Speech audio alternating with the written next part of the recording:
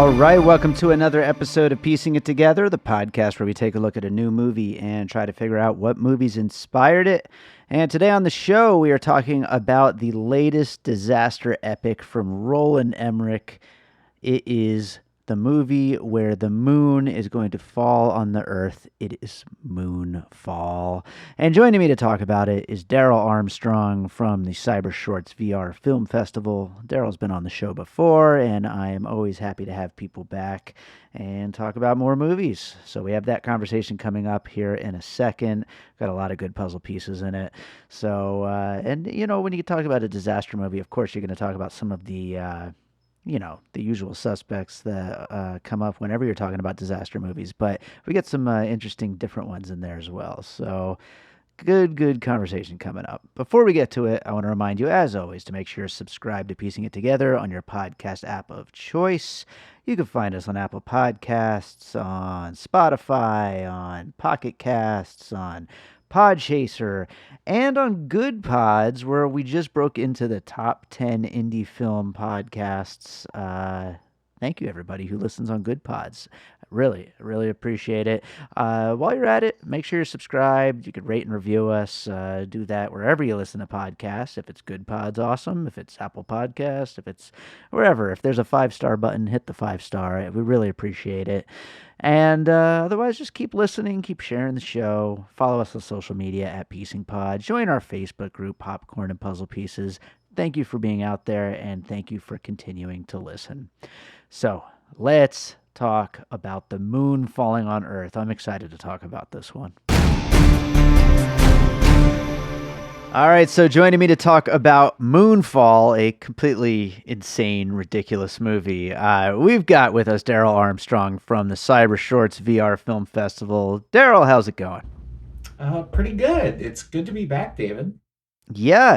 And since the last time you've been on the show, you have got a new title to add to your name. Tell us about what you've been up to lately. I do. I have taken over as the webmaster for the Damn Short Film Festival, That's awesome. which is based out of Boulder City in southern Nevada. It's become somewhat of a piece of culture in southern Nevada. Yeah. It's going into its 18th year now. Very excited about that. And yeah, I'm working as the webmaster for it, just doing technical stuff behind the scenes mostly. But For sure. it's fun to be able to host a film festival, get independent, directors, filmmakers, some exposure. Absolutely. And I always have so much fun at the Damn Short Film Festival. It's, definitely as far as like, what happens here in Southern Nevada, it's always like one of the most fun festivals. And I'm hoping, I know this year is virtual, but I'm hoping next year we can maybe go back, I always have such a Yeah. great time in Boulder City. Yeah. We're having some events still live in Boulder City. But most of it is basically online this year again. Sure. Well, speaking of independent films, the, the movie we're about to talk about, Moonfall, I think that's a good place to start. Yeah. This is an independent movie, basically. It is. It's insane. I mean, Roland Emmerich is, he's a name when it comes to movies. I mean, obviously, Independence Day is fantastic. I will hear no negative talk of Independence Day. It's probably my number one favorite theatrical experience of my life. I was 16 at the time that it came out, which is kind of the perfect age to be when a movie like Independence Day comes out. His movies since then, hits and misses. Nothing has quite reached that level. But he has certainly been successful enough to have amassed a little bit of a fortune and basically, aside from some outside investors, basically made this insane over-the-top disaster epic himself. That's interesting. I would say Stargate was the film that Stargate was when awesome. I was in my early teens and just starting to find my own taste in films. And Stargate was the movie that kind of hooked me on film going. honestly. I still Right. love that. Like you said, you'll hear nothing bad said of Independence Day. I will hear nothing bad said of Stargate. Stargate rules. It's so great, and I haven't watched it in a long time. I don't know how it holds up, but I'm gonna have to revisit it one of these days because I used to love it so much. And any of these movies that deal with like big, over the top, huge sci-fi, ideas and theories and all this kind of stuff, they can be a lot of fun to revisit because they just get so crazy, and they buy into their own craziness, and that makes for a fun movie. And that's part of, I think, what's going to run through a lot of this conversation here, because that's the thing with this movie Moonfall. We were sold on a movie where the moon falls onto the earth, which is a fantastic premise, but we got quite a bit more than that, I would say. And I'm not going to sit here and say that this movie is a classic. I did not love it, but I had some fun with it, and I do like a movie that totally swings for the fences like this and totally goes for broke with its insanity. Yeah. Well, that reminds me.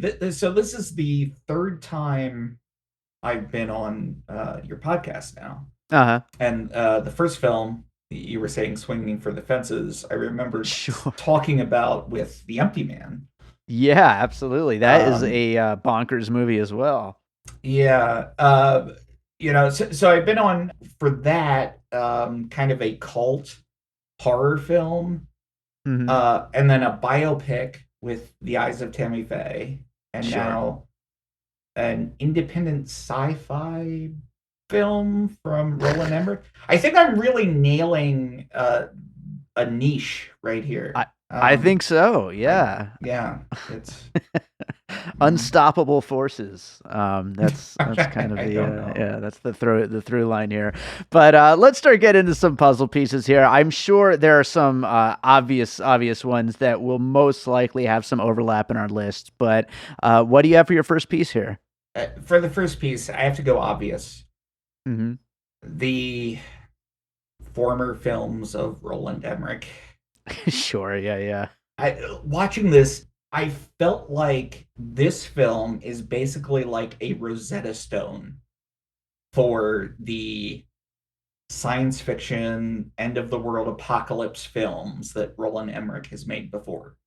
Mm. Um, Now he's kind of actually done different things throughout his career. He's kind of done like a sci-fi film, and then a drama, and then a historical epic, and then it goes back and forth. He did I was looking up his filmography. He did the Shakespeare film Anonymous. Right. Right. He did Midway most Mm. recently, which was I believe a World War II film. Yeah. He's trying to do something different with that one for sure. Yeah. So like I think when most people hear his name, they remember Stargate, Independence Day, also Universal Soldier, Right. Right. That's which true. was I his always forget big about that. Hollywood debut, which has become a cult classic in its own right. You know, Sure. but he's done these, and he did The Patriot with Mel Gibson, which was this adventure drama historical epic about American independence. He did Stonewall, and he did 10,000 BC. So like he's kind of going back and forth between these like historical epics and dramas and these big sci-fi films that I think most people are recognize him for.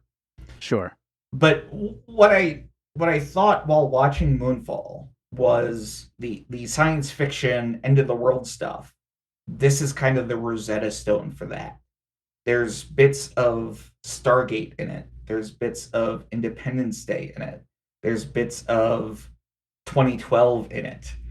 Mm. It's this, and I would argue even Universal Soldier, in the way that it was developed, as an independent film, Yeah. as a B film.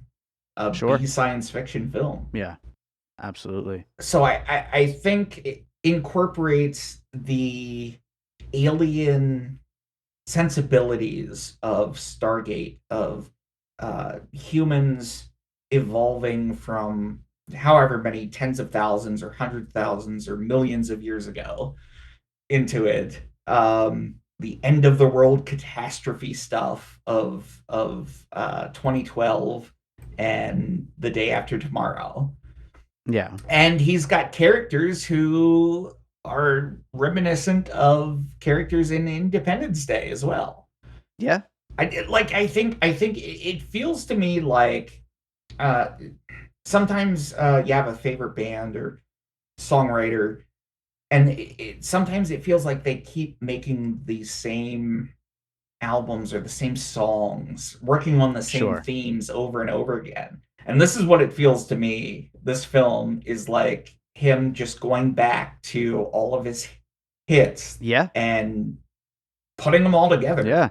And I think that, one thing that you could kind of see through a lot of these, especially the disaster films, but somewhat in some of the other ones as well, is you get to kind of get an idea of this guy's worldview of what our biggest problems are, because he really does seem to think that we're going to face some kind of big, gigantic event like this. And, a movie that it's too new to be a puzzle piece, but I think, could definitely be brought up within, the terms of this conversation is Don't Look Up. Adam McKay's movie about a comet coming to hit the Earth and everything that happens with government, how stupid government is along the way, and a big satire of all that. And is this your puzzle that movie, piece? No, it's not. It's not a puzzle Okay. piece. It's more of just a companion piece that I think needs to be a part of the conversation. My first puzzle piece, which I'll bring up in a second, was a puzzle piece for Don't Look Up. I mean, it's obviously Armageddon. It's the most obvious piece on the entire list. But for both of these movies, though, it's a big crowd pleasing, disaster epic where there's something hurtling towards Earth and regular people have to save the day, basically. So, I mean, that's where we're going here. But I feel like in a weird way, even though Don't Look Up is the movie that will get hailed as being smart and addressing climate change in a way that has something to say. I'm not saying that Moonfall is smart or has something to say, but it's made by somebody who clearly gives a shit that there's a big problem, and he's saying, I don't know what the fuck to do about it. Maybe it's aliens. Maybe we're gonna go up there and find alien technology, and that's gonna help us to fight back and save the day and make a new Earth that we can all live on together in peace. But I don't know. So here's just some popcorn epic, adventure action stuff. Well, and maybe that's more fun, is what I'm saying here. Yeah, well, going back to that, it is a definitely a theme he has done multiple times now. Yeah. And he makes it fun in a way. Yep. The destruction of the world, if that actually happened in some sort of way, would be immensely, unbelievably traumatic and awful. Yeah. He, makes it fun to watch in a way. Yeah. But here we lose keeps... Michael Pena, which is sad, but otherwise it's all just awesome, So. Yeah. But yeah, again, he keeps bringing this theme up. It's obviously something he thinks a lot about. Yeah. I don't know what that says, but I also think it really does tie back into the not directly catastrophic films that he's made, like The Day After Tomorrow or 2012, but actually ties in some themes from like Stargate and Independence Day. Yeah. That, and again, like I don't up front, I don't think it's that great of a film. Sure. But yeah. it ties all of them together. So I think if you watch this, you would have a touchstone to be able to watch any of his previous sci-fi or destruction epic films. Absolutely. So Armageddon is my first piece, and it's one that I think you can't really talk about this movie without talking about. But I feel like anytime there's some kind of giant object coming towards Earth, you kind of have to talk about Armageddon, right? So, falling in line with that, I'm going to go with something outside of film, specifically. The video game The Dig. Okay. I don't know if you are familiar with it. I am, absolutely. Oh, really? Okay. Yeah.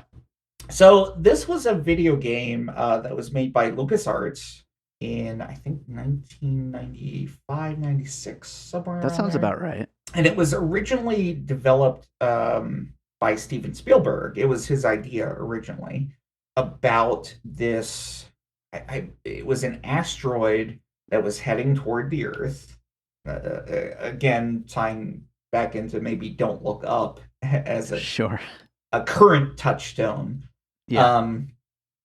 But he worked with George Lucas originally, some other developers, and the story, as far as I understand it, is he didn't feel like he could film it, make it a film at the time. But it's the story of this asteroid heading toward Earth, and very similarly to Armageddon, to Don't Look Up, to this film in a way, a team of astronauts go up to this asteroid, and the idea is to plug in some nuclear explosions to blast it apart so it won't destroy the Earth.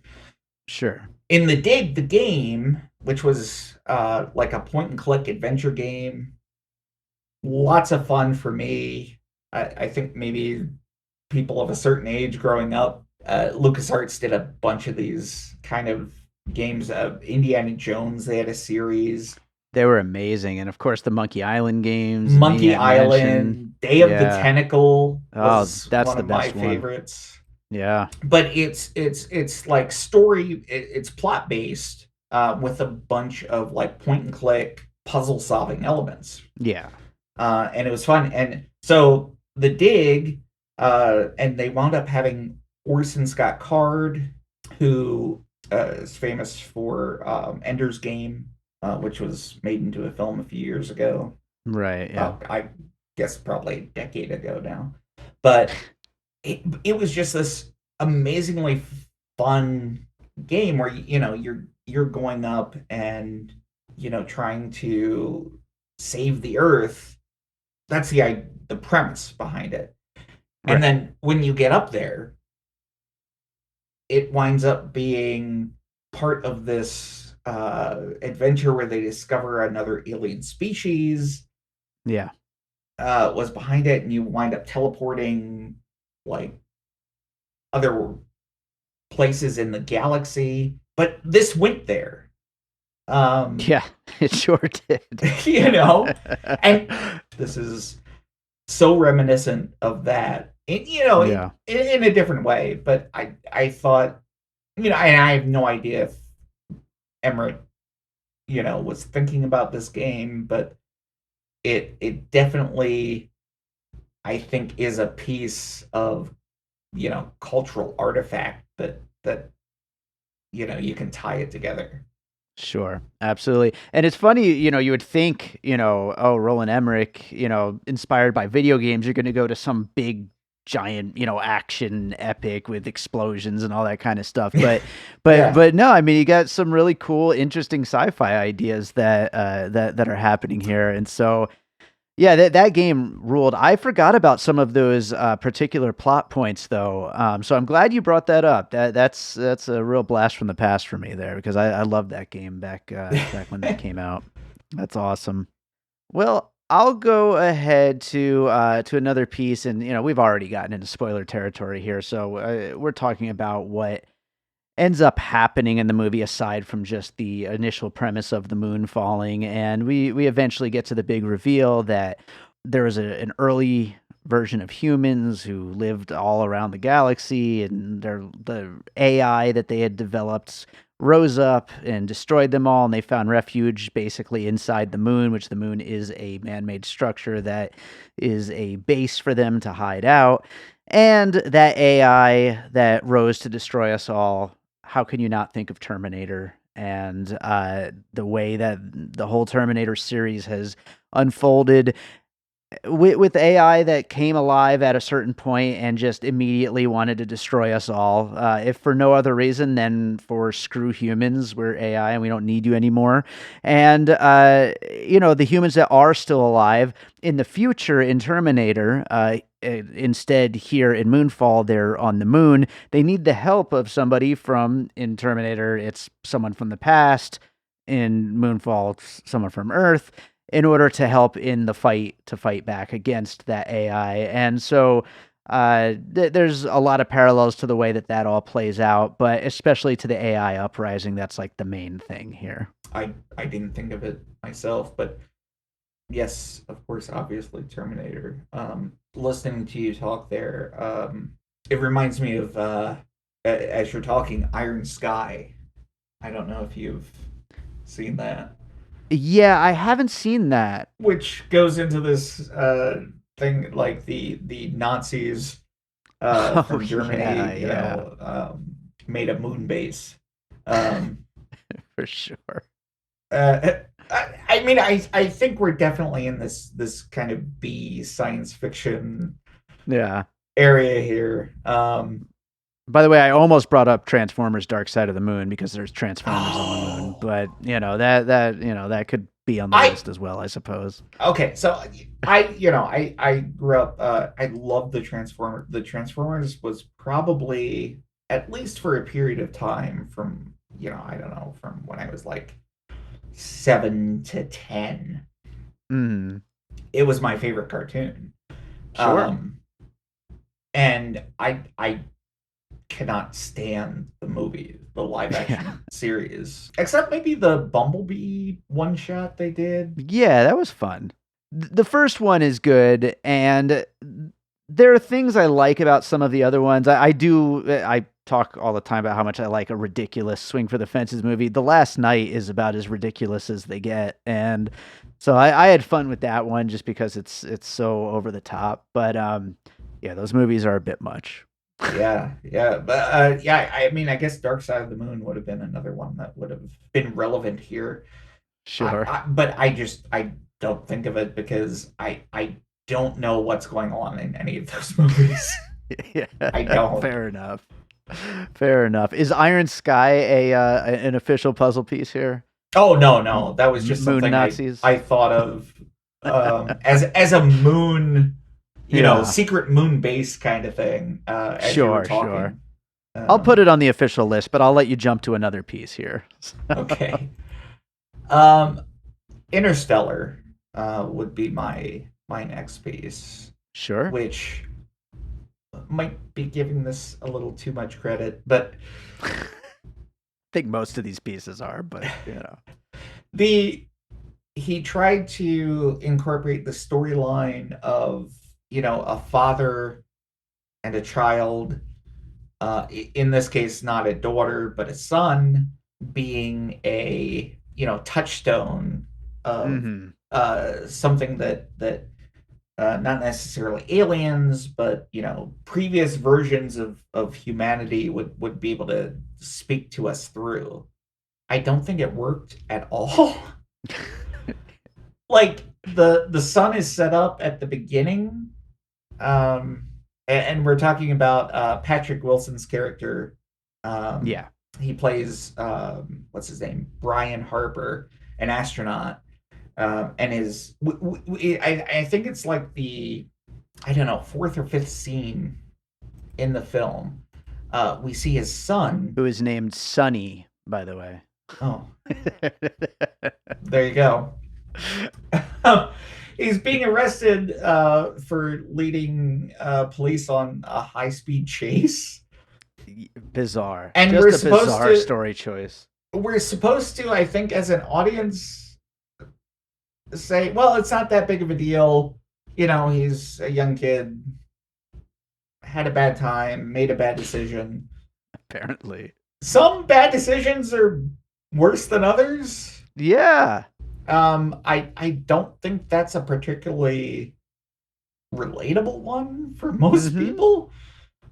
So I don't get that story choice, the plot choice at all doing that. Very strange. I'm glad you brought this up because I think one of the I mean, this movie gets very, very ridiculous, of course, but one of the worst aspects of the movie, I think, is that father son relationship that just simply doesn't work for exactly the reason you're talking about. The son is like such an asshole. Like I Yeah, don't care what happens to this kid at all right, because I right, mean, right, exactly. Yeah, he like sucks. the first scene you see him in, and you're like, okay, maybe he did make a bad choice, but like, this is a serious bad choice.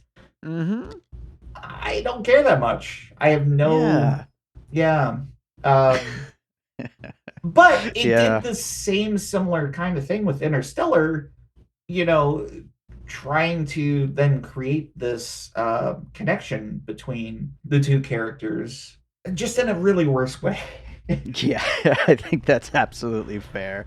I'll go to another puzzle piece here that kind of just combines right along with Interstellar very well, I think, and that is Contact, the movie with Oh, Jodie Foster, which yeah. also what is it, 97, which I think is great. I've only seen it once or twice. Robert Zemeckis, of course, directed it. But the way that the alien presents itself as a kind of construct of something that will be relatable for the main character, in this case, as his son, as a way Yes. to speak to him, which is similar to what happens to Jodie Foster's character in Contact. So I think that kind of probably was a bit of a if we had been doing piecing it together back when Interstellar came out, I think Contact probably would have come up at that point as Oh, well.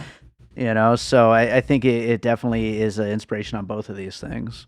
I am now officially shocked because I think at this point we won't have any overlapping puzzle It's pieces. possible, And I yeah. was confident going in that we were going to find one. We'll see what Um, happens. but no, that's a really good one. Thank you. And I think that Contact also plays into a relationship with the Dig, the video game, Sure. as Yeah, well. absolutely. There are a lot of similar threads and themes running through them. Damn, I wonder if the dig is playable anywhere. That's going to be like the takeaway from this Oh, whole it conversation. is. I want to go No, replay the dig. I did just. I'm such a nerd. I did about at the beginning of the COVID pandemic Yeah, when I was shut in, didn't have anything to do. I found an emulator online. I nice. didn't do the whole thing, but Yeah, nice. it brought back memories and probably why I thought of it now, Yeah, it's fresh honestly, on the again. mind for sure. Yeah. So what do you got next? Going back, this is, again isn't a film piece, but Hmm. in a weird way, it's related to my first piece of previous Roland Emmerich films, Stargate SG-1, That's the series, right? the TV series. Yeah. Yes, Yeah, I never did watch that. really. So, like, it has this really niche like fan base, and I guess I would count myself among that. Uh, it, it's such a fun series. I watched it through now 3 times. Wow. Um, I think there's like 12 seasons. Jeez. It's like original Star Trek series goofy a lot of times. And if you're the type of person who it appeals to, watch a few episodes. If you like it, you're gonna like it. If not, it's probably not for you. Hmm. But uh it's funny because Emmerich, as far as I can tell, like he didn't even take a executive producer or producer credit for the series. Right. He had written and directed, of course, the original Stargate film, um, but he seemed to be completely hands off and just I don't know if it was so I don't know the details. But he had no involvement in the series, which famously brought on MacGyver. Well, that's a fun mashup. Yeah, I forget the actor's name off the top of my head, as basically the lead character taking over Kurt Russell's role from the film. Richard Dean Anderson. That's what it Okay. is. And he was great, actually, I thought. But anyway, the TV series, went on for like 12 years. It had multiple spin-offs. One of them, Stargate Atlantis, gave Jason Momoa his first big role, Hmm. which afterwards, of course, he's launched into a huge film career from. Oh yeah. But there were a few plot lines in Stargate SG-1, specifically around this AI race, basically, that developed on a world and began to try to spread out and take over the rest of the galaxy. Hmm. And again, as I was watching like the last third of this movie with this huge like exposition dump, Sure. at the end, I'm like, there is so much of this that was played out in a few seasons in Stargate SG-1 that is kind of this weird Ouroboros thing where Emmerich created the original Stargate film. These other people went and did their own thing with it completely without his involvement, came up Right. with this Right. storyline that he is now. I'm not saying he took it, but definitely there's But some it's in the ether interaction. for sure. Yeah, Yeah. in there with it. And it was like this big deal for like 2 or 3 seasons, and they actually used it to, I think, solve one of the major storylines in Stargate SG-1. But yeah, I guess this ties back to my first puzzle piece. It just seems like this film is like the Rosetta Stone to everything Roland Emmerich. Yeah. I mean, I think it's pretty safe to say he's a pretty big conspiracy theorist. Oh, Yeah. well, And he probably loves a lot of it. Maybe he doesn't necessarily believe it all, but he at least loves all this stuff. yeah, yeah, absolutely. What is it? John Bradley's character, Professor Houseman, Yeah, Casey. Casey Houseman, and he seems like a mashup of Randy Quaid's character from Independence Independence Day. Day and Sure, Jeff sure. Goldblum's character from actually Independence Day as well. Yeah, a little of both. I would also throw in there. I'd mentioned this in our trailer episode when we talked briefly about Moonfall. The Brian Tyree Henry character in Godzilla vs Kong last year with Oh, his whole podcast, his whole conspiracy theory podcast. So, yeah, I feel like conspiracy theorists and podcasts are big in action movies right now. yeah, and he gets to be right. Yeah, The conspiracy theorist who is right. sure. That's And fantasy filmmaking right there. I'm not much into conspiracy theories at all. Um, Hmm. but the idea of having some special insight or knowledge into something that nobody else sees that you do is, I think, it's relatable, Sure. and fun Yeah. to think about. Yeah, fun to think about, number one, which is what they are, to begin with. So it makes sense that that would translate into big blockbuster filmmaking for it to still be fun to think about in those kinds of movies. But speaking of the AI, I'll go to another puzzle piece here, which kind of leans into our villain of the movie. Isn't the moon? It's actually It's not the actual this moon. The yeah, it's moon not is the actual not moon. Yeah, the moon the is bad guy. it Yeah. doesn't want to attack us. Yeah, no, it's this big AI snake thing that's made out of millions of AI robots, which is absolutely ridiculous. But my puzzle piece here is actually a movie I recently rewatched for the first time since the theater for an episode of Piecing It Together. It's The Matrix Revolutions, the third one Yes. in the series. Nice. Which is not a good movie either, by the way. But there's a I scene will in it. disagree with you there. Okay, you like The Matrix Revolutions. Okay. I did. Well, I will say it was, of the original trilogy, it was my second favorite. I'll go. I liked it more than Reloaded. But yeah, one of the biggest problems with the movie actually is that it takes about 40 minutes to just take away from any of our main characters to focus on this thing called the Battle of Zion, where all these characters that we don't know much about and will never care about again after this movie, all just shoot machine guns at this big swarm of AI robots that are just flying. For some reason, these things, they're so smart that they can destroy everything in the universe, but they can't come up with an attack pattern that lets them, like, spiral out into different, waves of formations. Instead, they all just swarm together where you can just shoot directly at them. And that's exactly what these AI robots do here. They decide to swarm together into a big snake formation, when if they were to just spread out, they could just destroy everything in like seconds. But lucky I for will us, give they you don't do that that. point. Yeah, so they're not very smart. That's my point. So this is something else I was thinking about while watching the film, and I think this plays into this.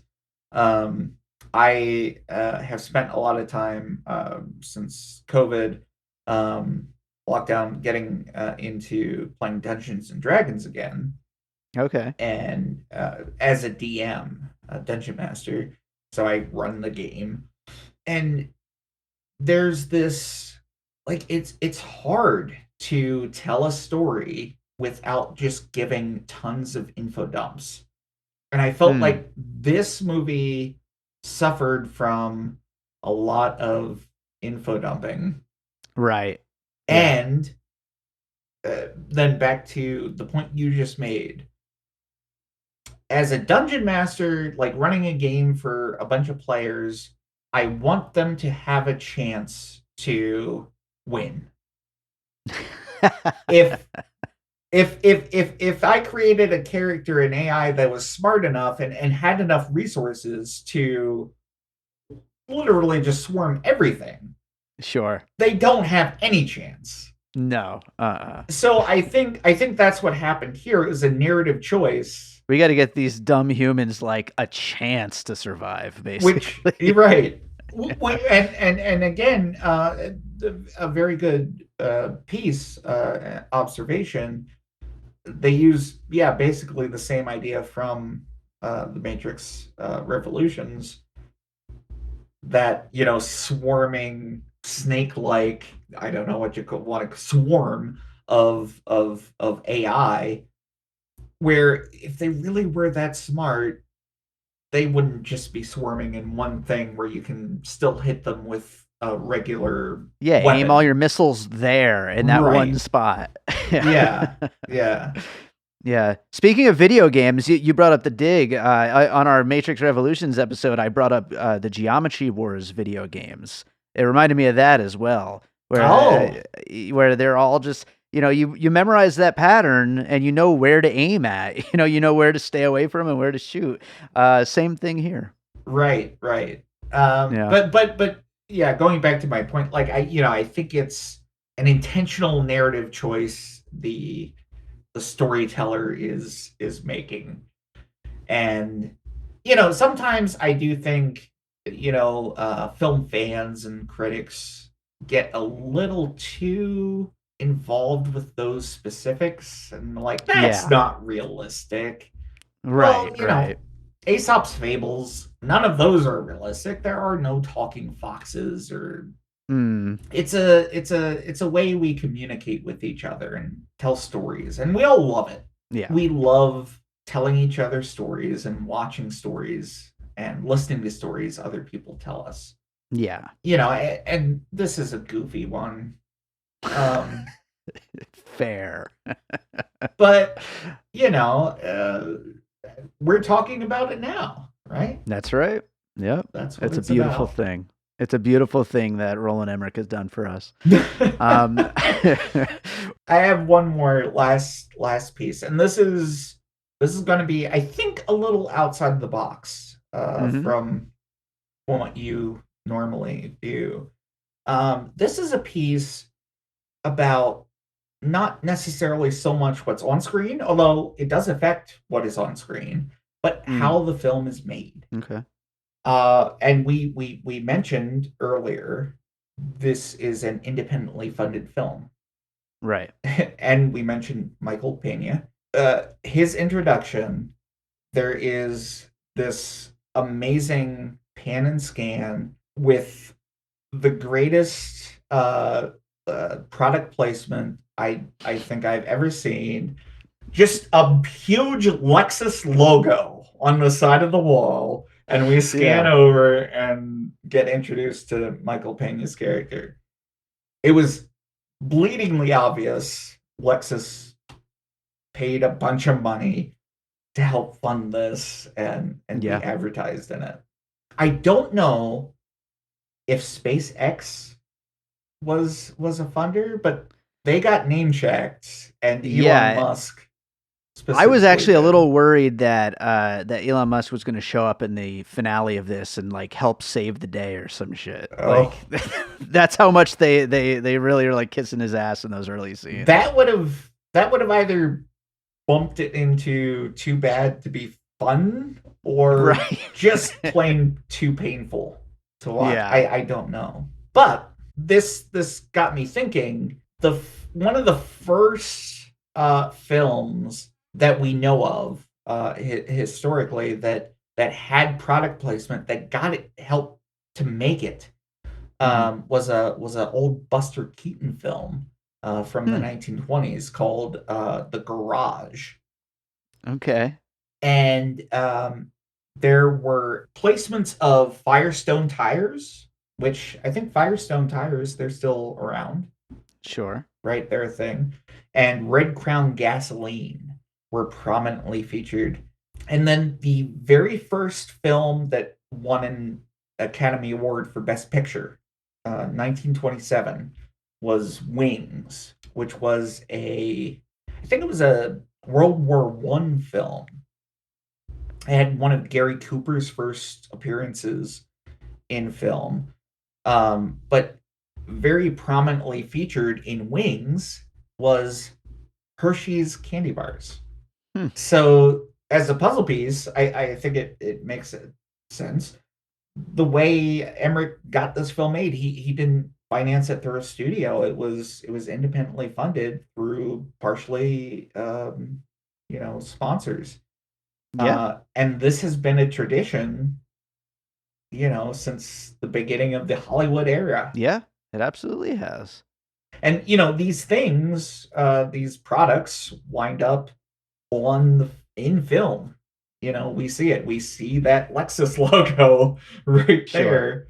It takes up a good, I don't know, 10 seconds of screen time. Yeah. Just like we saw the, Hershey's bars in Wings, and these other first films that did this. I like to think that all of the actors got to drive away in a brand new Lexus at the end of the day. Yeah. So, but yeah, I love the garage and wings I as puzzle pieces here. Fantastic to I just would include those on this.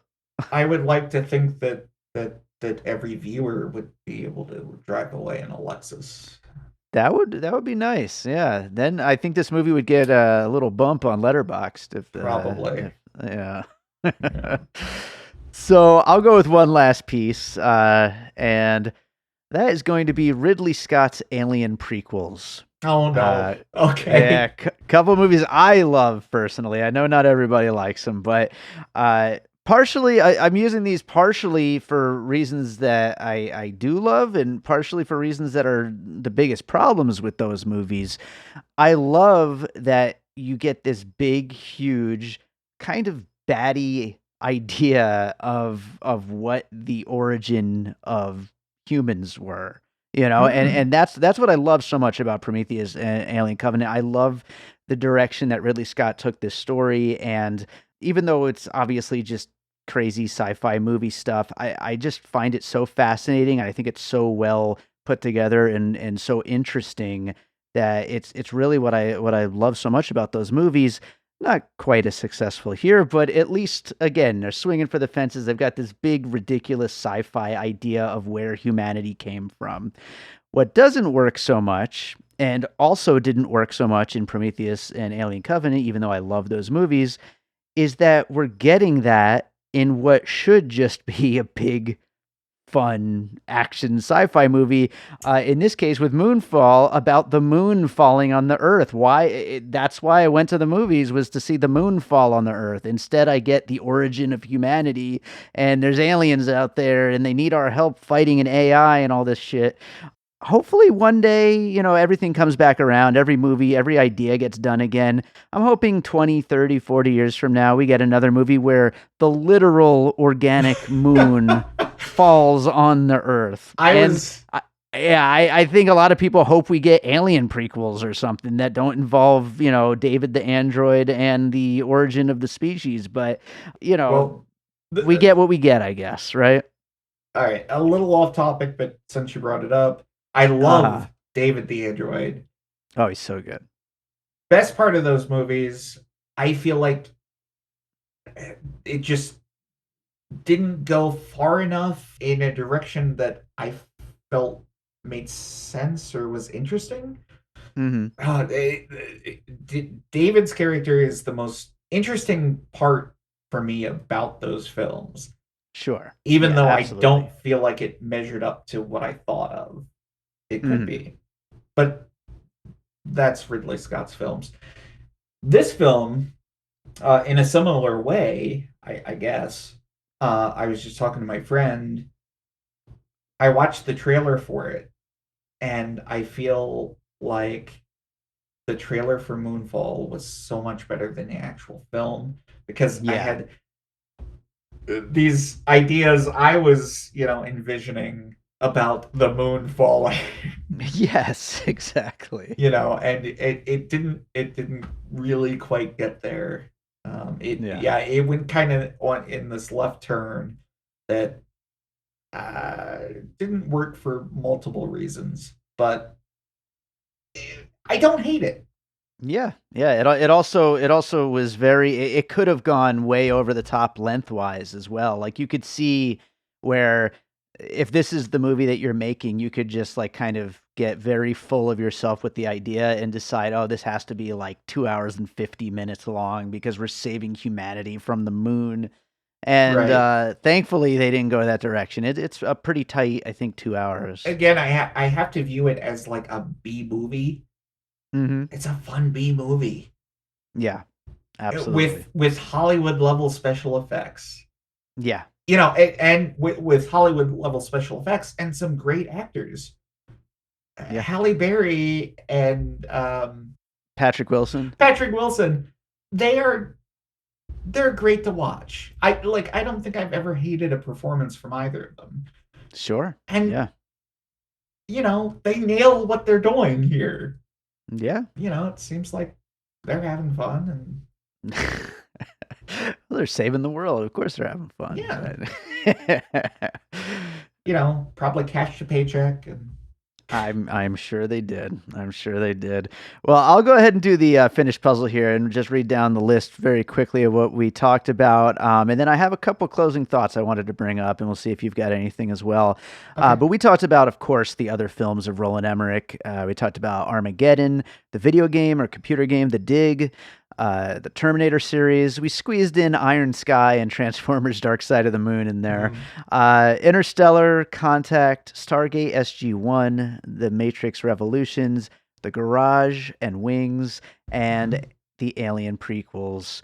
So I do have a couple of closing thoughts I wanted to get into before we wrap this up. The first of which, we also talked about Don't Look Up quite a bit during this. It kind of came up a few times. I feel like Don't Look Up and this movie Moonfall coming together reminded me of a couple of movies that I almost included, but I haven't seen them Oh literally no. since opening nights at the theater, and so I didn't remember them enough to really bring them up. But I just wanted to give it a shout out: The Red Planet and Mission to Mars in 2000, when we got two movies at the Yes. same time that both dealt with the exact same thing, basically dueling big idea science fiction space movies. We need more of these movies, even though those are both awful and both of these were not very good. You know, we need more of them. Well, there was Lowe's, and then with Armageddon, there was Mhm. also Deep Impact, Sure. which Yeah, came that's out another example. at about the Yeah. same time. It's weird when that stuff happens. And then there was Dante's Peak and Volcano. Volcano. I want to see more of those things happen in the future. Yeah, yeah. Well, I don't know. Do you count Marvel and DC superheroes as Oh, dueling God. movies? Whenever we can Because get that's through an all we episode get without now, right? talking about them, that's that's a win, I think. I don't know.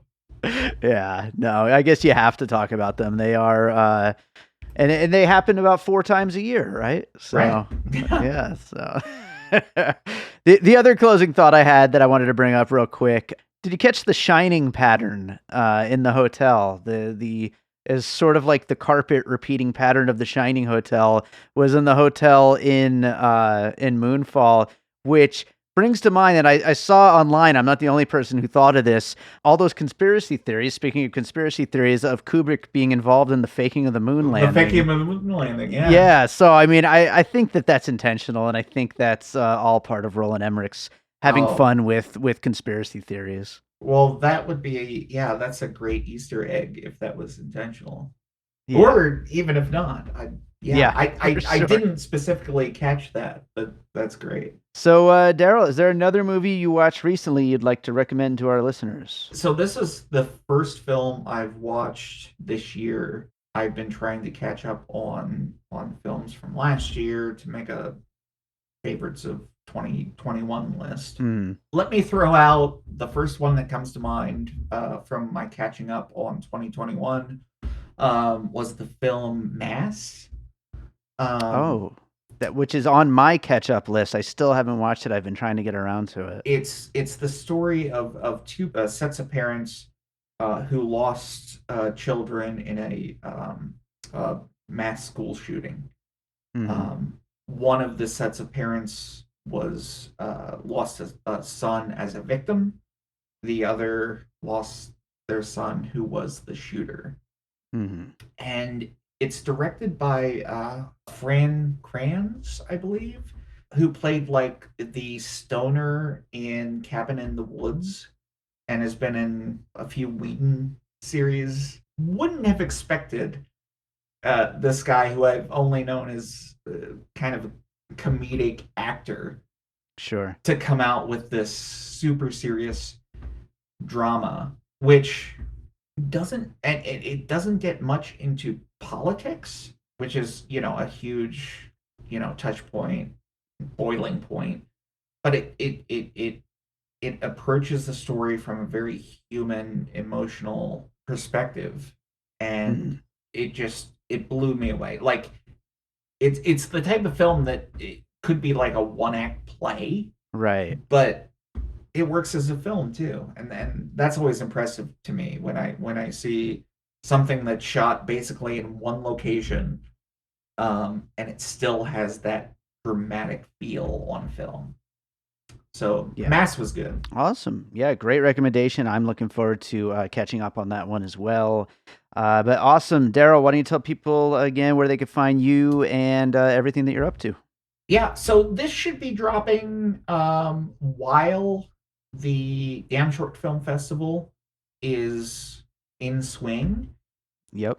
You can still, anybody listening, can go to damnshortfilm.org and buy some passes to see some awesome independent films from all across the country and the world. International films are also featured, and Q&As with filmmakers. So I would encourage anyone to check that out. That's what I'm doing this weekend. Hmm. You can also catch me sometimes, occasionally writing about film at Rise Up Daily and Film Inquiry. Awesome. And we've got the Cyber Shorts VR Film Festival coming later this year. That's going to be coming up in June. That's All right. right. Well, maybe we'll get you back on around then when the time comes. That would be awesome. I'm Josh Bell. And I'm Jason Harris, and we co-host a podcast called Awesome Movie Year. Each season, we take a look back at an awesome year for movies, which is every year. We deep dive into these specific years, and we pick out why they were such great years for films. We go over the biggest hits, the biggest flops, the best picture, some personal picks, some cult classics. Years we've covered in past seasons include 1994, 2003, 1977, and 1984, and we've got all of film history to look forward to. So check us out at awesomemovieyear.com or wherever you listen to podcasts. All right, so I hope you enjoyed that conversation about Moonfall. Thanks to Darryl for joining me on that one.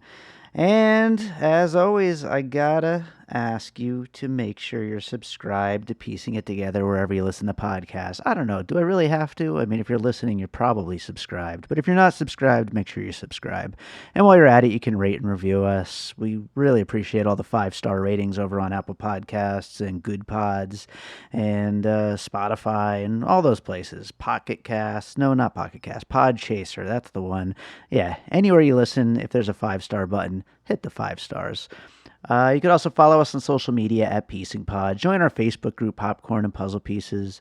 And also, sometimes when I remember during this outro spiel that I do, I ask you guys to get in touch with me and tell me if there's any puzzle pieces you want to, tell me that we missed on the show, or maybe if you ever want to join me for an episode.